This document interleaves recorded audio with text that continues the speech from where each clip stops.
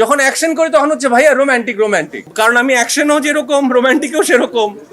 মানে আপনি ঢাকা অ্যাটাক দেখে নেন বা ছুঁয়ে দিলে মন। তো আমার সারা গায়ে তো ইনজুরির দোকান, এই সিনেমা থেকেই পাওয়া, হাতে পায়ে সব জায়গায়। যেটা বললেন যে ওই যে আবারও একই কথা, বৃষ্টিতে ভেজা, রাজশাহীতে আমরা কাজ করেছি, শীতে কনকনে শীত, নদীর পাড়ে, আমার পুরো গায়ে ব্লাড, মিম, শাল গায়ে দেওয়া, সারা রাত বসে আছে, আমাদের সারা রাত শ্যুট। আমি গায়ে শালও নিতে পারি নাই, কারণ ওই আপনারা যারা জানেন আমাদের যে ব্লাডটা ইউজ করি সেটা তো একটু স্টিকি হয়, একটু আঠা আঠা হয়।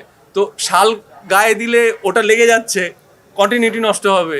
তো কিন্তু বিশ্বাস করেন এই সমস্ত কষ্ট, আমার সারা গায়ে তো ইনজুরির দোকান, এই সিনেমা থেকেই পাওয়া, হাতে পায়ে সব জায়গায়। ভালো জিনিস থেকে তো নিতে তো অসুবিধা নাই।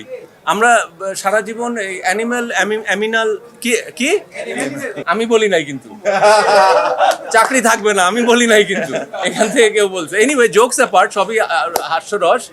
বাট না, হ্যাঁ, আমরা ওই পাগল ছেলেটা, যেটা মানে মার জন্য পাগল, ব্যক্তি জীবনেও আপনারা জানেন বোধহয় আমি মার জন্য পাগল। এটা এই মুহূর্তে আমি যেই পাঞ্জাবিটা পরে আছি এটাও কিন্তু আমার মার শাড়ি দিয়ে বানানো, কারণ আমি ঈদের সময় ওনার সমস্ত শাড়ি দিয়ে পাঞ্জাবি বানিয়েছি। তো একবার এক একটা পরি, আর কোনো কিছুই পরি না ঈদে আমি। সো আমি যেহেতু একটু মা পাগল, পরিচালক হয়তোবা সেটাকে ছবিতে ঢোকাবার চেষ্টা করেছে।